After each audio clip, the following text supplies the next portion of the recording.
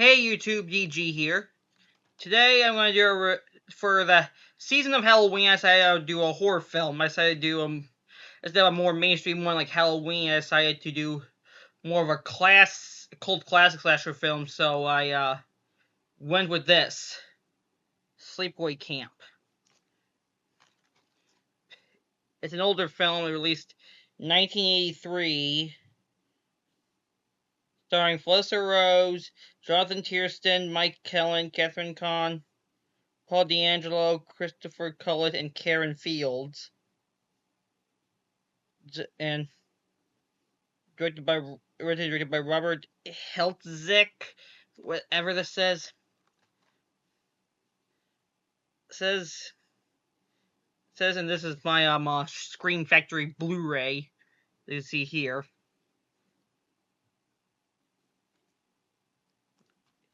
So yeah, I decided to review this. When I first watched this movie, it kind of did freak me out, mainly because of the ending, and it's honestly one of the more gruesome slashers I've seen in a long time.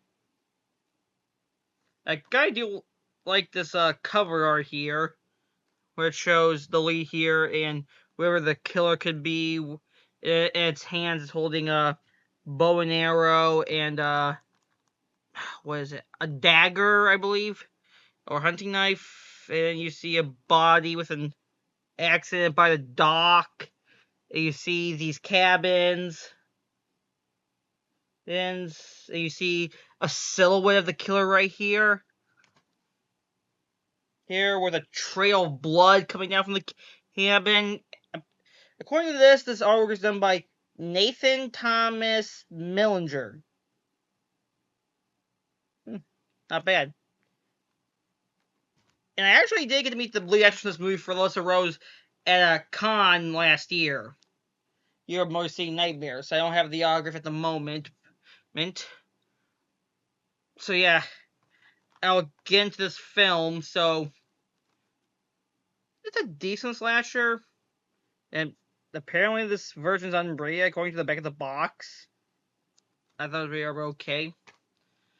So let's discuss the film, and yes, there will be spoilers in this review, so be warned.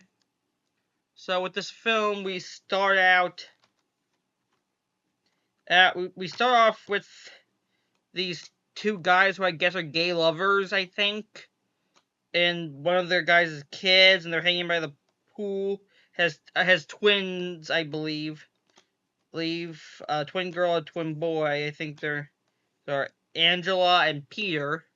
They're having fun and stuff, but then this motorboat accident happens, and it kills the dad and one of the two kids, and then kids. I mean, we don't see the bodies; we just see kind of like what's left. Kind of hard to explain unless you see the movie itself. So then we cut to a couple years later. It's revealed that the girl Angela is a survivor, and she's now living with her aunt and her cousin Ricky, played by Jonathan Tiersten. And fun fact, I heard Tiersten got this role because he had a foul mouth, and that's how he got the role. He rolled because of his foul mouth, and almost every scene he's in this film, he's always dropping F-bombs, shit, damn ass, whatever you want. But he's always dropping those bombs like a mother effer. And so like their aunt, their aunt, if you can see, yeah, if I can get right here, who from what I can tell is a complete nutcase. Like, for one thing, she looks like freaking wax statue, and she's talking weird stuff about how she had a string on her finger, Deborah Myers stuff. And she's sending her cousin Angela and her cousin off to a summer camp because the cousin Ricky loves going there, so he's sending her too. And we get some hints to the twist, which I'll get into eventually, such as the aunt telling them not to tell anyone where they got their physicals from, which I'll get into a little bit. So yeah. they go to the summer camp, which I think was filmed at a real camp. I have no idea if they did or not. I know Friday the 13th is filmed at a real camp, and I know that camp's still open. I think it's called Camp Nobi Bosco or something, which is in New Jersey. I have no idea whether the camp they filmed here is real or if it's still open or whatever.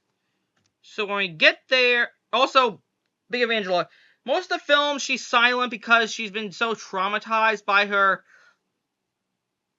father and brother's death that she's basically become mostly mute through most of the film. Although she does talk a little bit, I'll get to that. So they get to the camp, all the kids are around, and we meet some of the staff. We get this guy and girl who are kind of nice, but could be kind of shady, but a little clueless. We get like the head of the camp, Mel, I think his name is, who's also shady and kind of corrupt, as he doesn't care much about the kids as he does about the parents' money. And then we cut over to the head chef. Well, one of the head chefs who's a pedophile, basically. I mean, the only layer off the handle is pedophile because he sees the kids and he's like, look at those young-faced chicken. Why come from the Cambaldi's? And one of the other chefs, who, ironically, the other chef he's talking to, fun fact, is played by Robert Earl Jones, the father of James Earl Jones. You know, Darth Vader, rest in peace to him, because he passed away recently. And the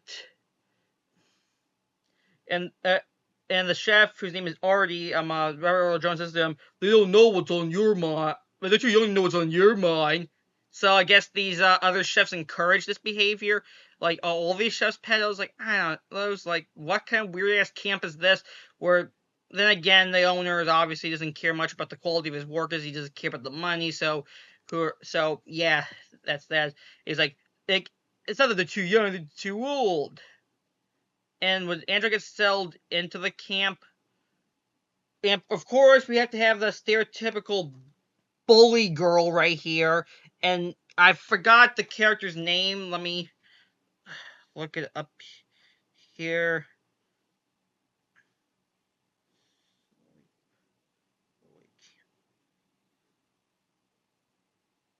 Let's see, what's the girl's name?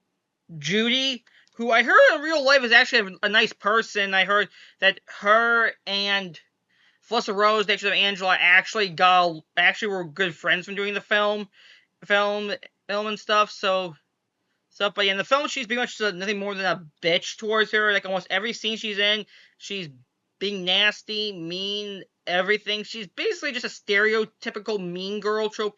And apparently, she's also Ricky's ex, I guess. So she treats him like crap too. So then we cut to a scene where everyone's like eating, and Angel's not talking to anyone. So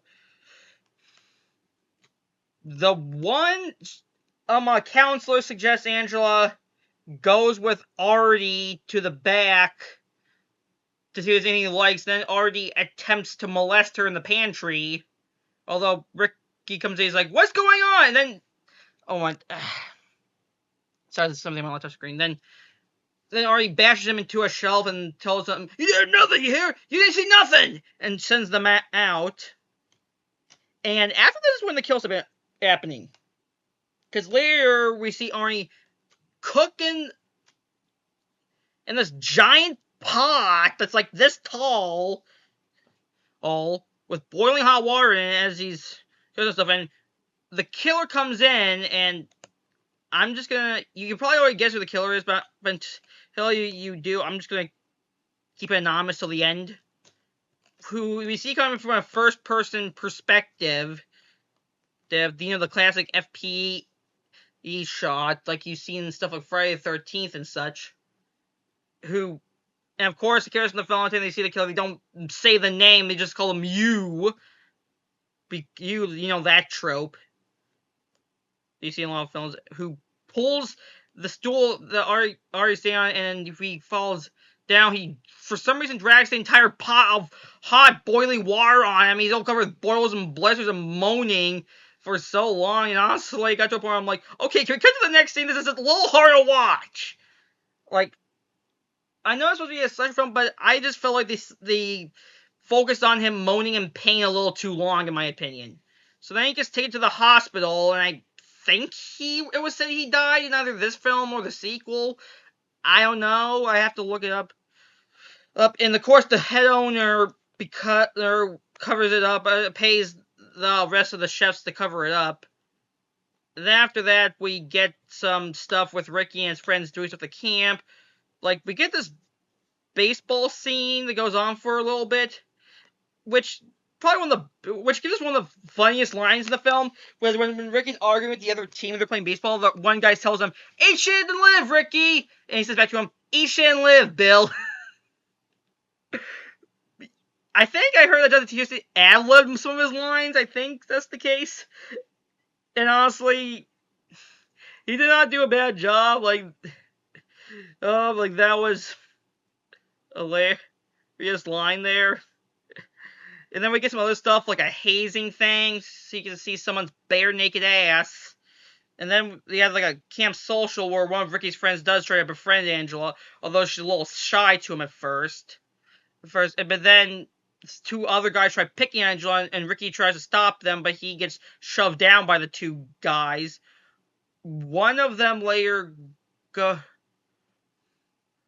Yeah, because most of this movie is Angela basically just getting abused and Ricky trying to stop it. But most of the time, when he tries to stop the bullies, he gets taken back by the head guy of the camp, Mel, which I'll get to, because he's such an idiot. He can't see what's going on with that. And then it also gets a little bullied not by just by Julie, but by Meg, who's like the head female male of who's buddies with Judy and who also abuses Angela for not talking and stuff. It also reminds me of this one. Also, there's also this one line in the film when Judy gets pissed. It calls her a real communist dream. Flat as a board and need a screw. I did like how one of the other counselors tried sticking up for her. Actually, bitch slaps Judy, which I literally kind of applauded there to see someone standing up to this bully bitch and slapping her. That was a good scene. Yeah, I mean, in terms of acting, the acting is okay. I mean, it's not like Academy Award-winning acting. It's not like acting, but neither is it crappy. But neither is it wooden acting either. It's passable for what it is. I mean, and Felicity Rose and Angela don't have to do much aside from not talk and stare aimlessly like this. Something like that. Actually, her eyes are like this. I don't know. No, that's my best there. So yeah, then one of the two guys bully her. It messes with this one girl he has a crush on in a canoe and flips it over. She swims back to shore. Then he's under it for thinking that she's outside and tries. He's singing under the canoe, and then the killer pops up. You see the back of the killer's head, and the guy's like, "What are you doing here?" And the killer shoves his head under, and the next morning they find his body on the shore with a snake crawling out of his nose. I don't think the snake might have been real, I'm not sure. But yeah, that kind of freaked me out because I have a fear of snakes. But yeah, Mel, the head guy, is concerned about this because doesn't try to cover it. Because not the kids say, because he's worried this will ruin the camp for him. So he wants to. So he tries to pay everyone. I was saying that was the guy just knocked himself out and drowned. But then one of the characters says this weird line saying, "Funny, I thought that guy was a good swimmer." Just because he's a good swimmer doesn't mean you can't get knocked down and you can't drown. Like, what? Meanwhile, Ricky's friend, I forgot what his name is. Paul. Oh, there it is, Paul. Paul keeps trying to hit on Angela, and she kind of accepts it well, but other times for some reason, she's weirded out by him. Like, it's like, I don't know, that part always bugged me, because is she into him, or is she not? Like, they kind of go back and forth with that, and it kind of felt like the writers couldn't make up their mind with that relationship. Also, one point when they're trying to kiss each other, she has these weird flashback dreams, whatever, that will kind of come back later, where she sees, like, her and her brother and the other kids peeking in on their dad and his boyfriend banging, and then another pair of the two pointing at each other, and then she gets all flustered and decides she doesn't want to kiss him anymore, kiss Paul anymore. Then the next day when they think they're doing Catch the Flag, she gets all pissy when she sees Paul kissing Judy. I don't remember if Judy kissed him or if he kissed her or they both kissed, but whatever. But I'm like, you didn't seem to be wanting to into him last night. What'd you expect with that? And now you're all pissy he's kissing someone else. Like, girl, you're saying some mixed signals here that I don't understand. Saying, like, I hate when movies and shows play mind games when it comes to relationships. I just hate it when they do.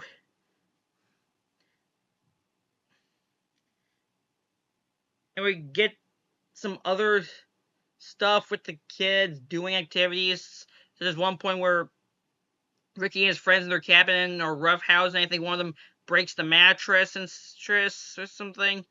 Then later, Angela gets ambushed on a roof by one of the bullies from earlier, by Bill and his buddies, who pelt her with a bunch of water balloons, and Ricky cusses them out. But then Mel, for some reason, holds him back and doesn't reprimand Ricky. I'm like, why aren't you reprimanding the guys on the roof chucking water balloons at the girl?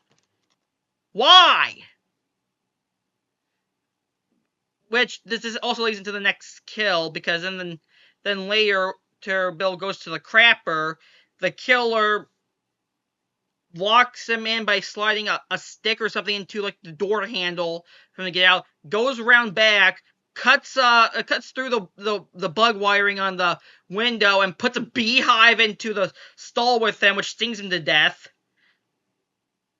And after that, it's later revealed that half the kids are the parents took the kids because I guess they found out about what happened, so half the kids are gone. There's only a couple left, and then Mel starts to be blaming Ricky for the killing, saying, I know I can see the hate in his eye, because he thinks he's doing it to get back at them for abusing Angela. And I'm like, well, even if that were the case, maybe he wouldn't. If he was doing that, maybe that wouldn't be happening had you, as the head guy of this camp, been doing your job and preventing this crap. Instead of yelling at the wrong person and covering up for murder. Or maybe not hiring pedo chefs. So, yeah, Mel is but yeah, I know he's not exactly meant to be liked, but this guy really gets on my nerves here. So then later when Angela's sitting on the beach, Judy and Meg, because they're annoying, Angela won't talk, chuck her in the leg. I mean, Ricky does try to stop it, but Mel won't let him and starts just accusing, saying, you killed them! You killed them, didn't you? And one of the other counselors has to restrain Mel, which I don't blame him. Like, dude, you're jumping conclusions here. Like, really? You're just gonna...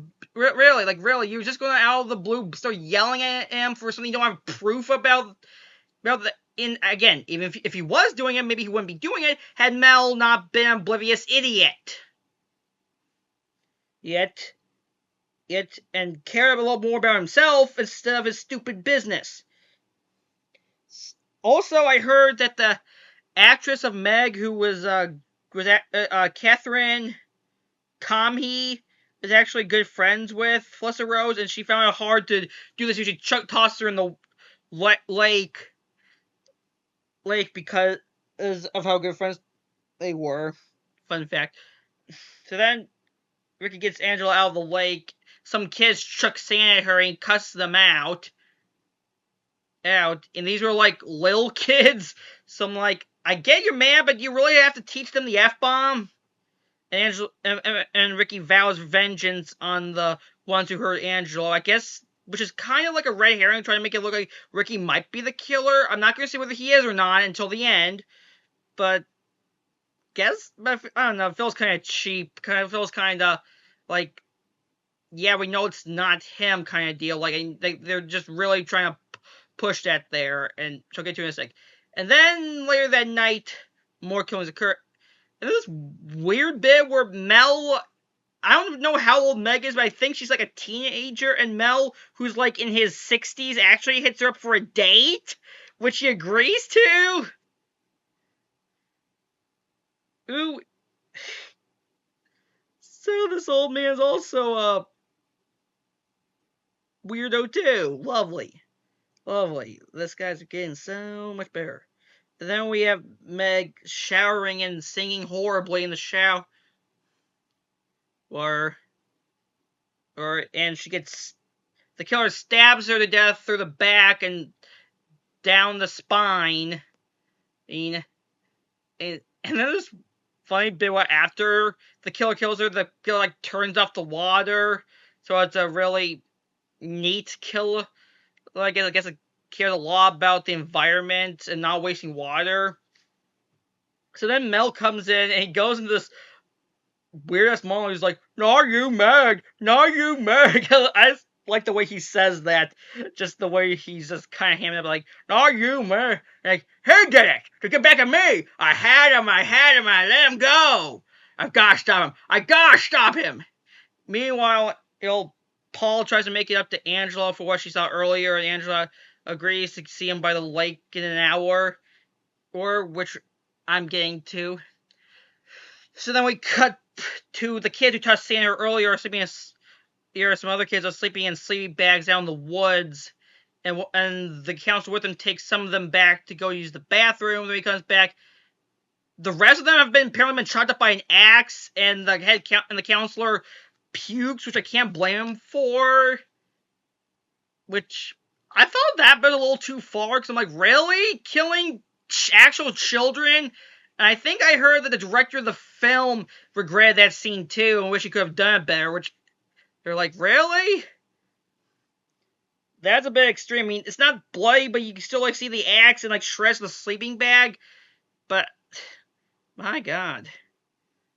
So later we have we get another kill because, well, this is because Judy is chilling in her cabin, and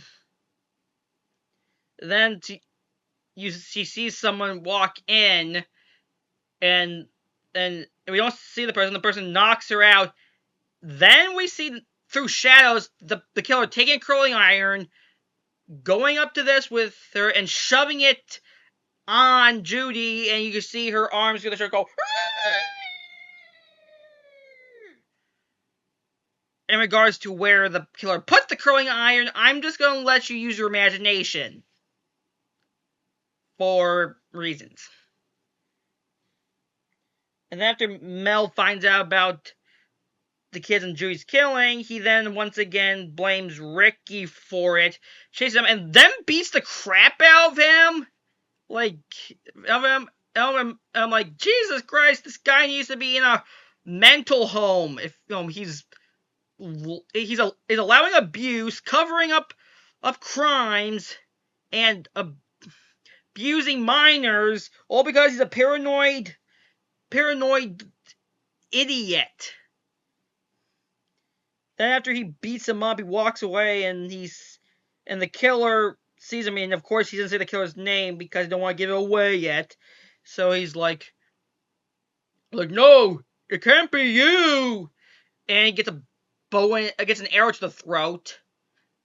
Oh, I heard they did that effect by like a string half of an arrow on one end of his neck and the other on the other hand, so like it extends out kind of.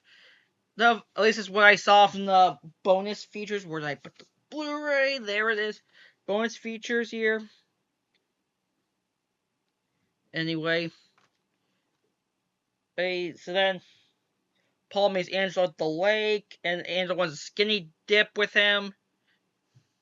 And then later, two of the other counselors come to see, find Angela like stroking Paul on her lap while she's naked.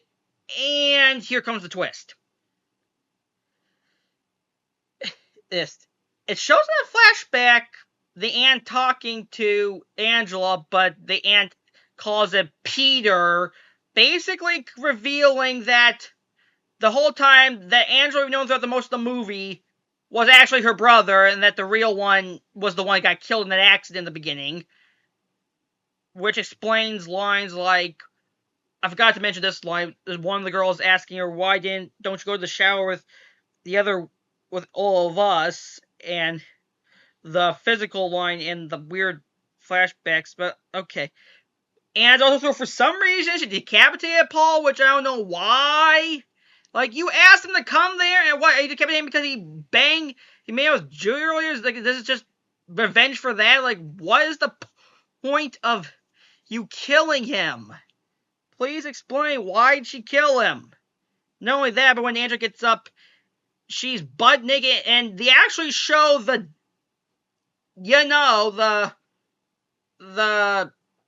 trunk, if you get my gist, which I heard the actress Leslie Rose, her mother wouldn't let her wear it because her mother, for obvious reasons, like wear the strap for it.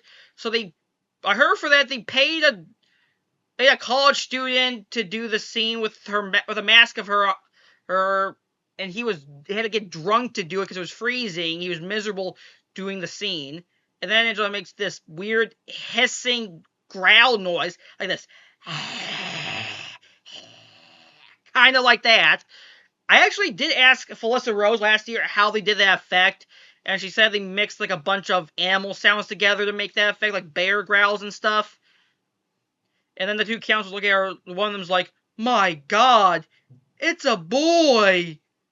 And then it goes to like a green negative filter and cuts the credits. And that's Sleepaway Camp in a nutshell. A very bizarre film, especially that ending.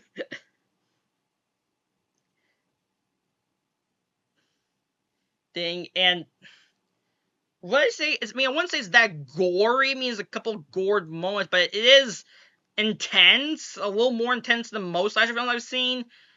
I'd actually argue this is a little more intense. Sorry about that. My camera slipped by the laptop camera slipped by accident. As I was saying, I'd say this is more disturbing than even most Friday the 13th or Elm Street films. With the atmosphere and the music. The music's pretty intense too. Like, even like the final score from the end that goes,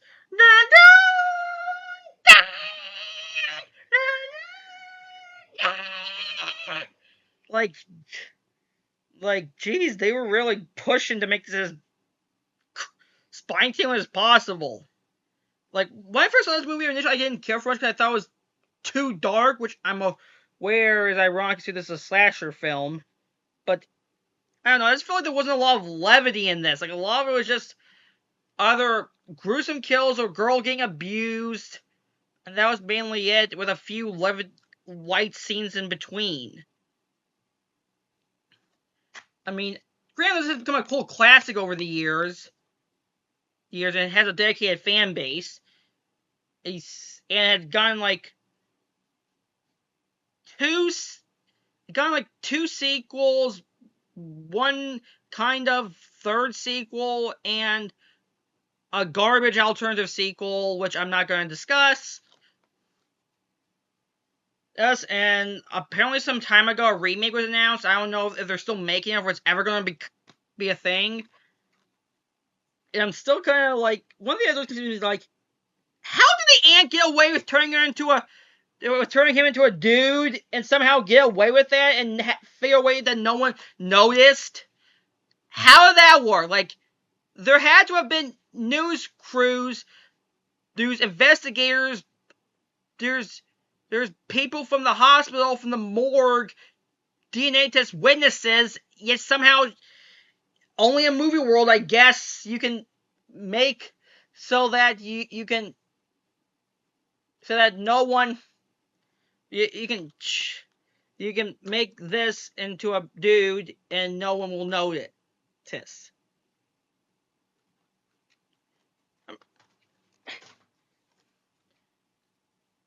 Yeah, I'm trying to think of what else I could say about the.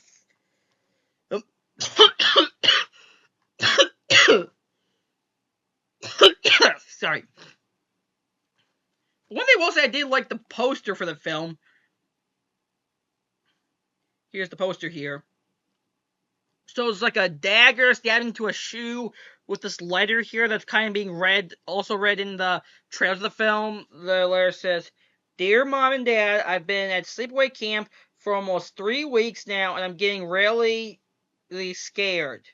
All the kids are..." I can't read the rest. This film, and I do know Felicity Rose is still proud of this film to this day. And like I said, I met her at a con last year, Mercy Nightmares. She is actually nothing like how she is in this movie. In real life, she's an absolute sweetheart. Like when I met her, she says she was a hugger, and we hugged, and she had nothing but nice things to say about this movie. She loves being in it, and every time she does like selfies or pictures, movie, she always does the same face that she made at the end of the film. That's like this. Yeah, she always does that for the pictures. I mean, overall, is this the best slash movie I've seen? No, I'd still say stuff like Halloween is still top tier. This, maybe B or C tier. Like, the acting's okay. The gore is decent. Story's a little too intense with little levity. The characters are alright. The twist, I think the only reason why people remember the twist is because of how bizarre it was and how it was mainly there just for shock value, mainly, not much for story, just there for shock value. You, because, and this film did get sequels, although in the second and third film they recasted her with another actress, and who had a complete different personality in the next two films, which I may or may not get to in the future. But yeah, overall, this is a decent movie. Said all I can say about it. Now, I hope you enjoy this review, and have a good day.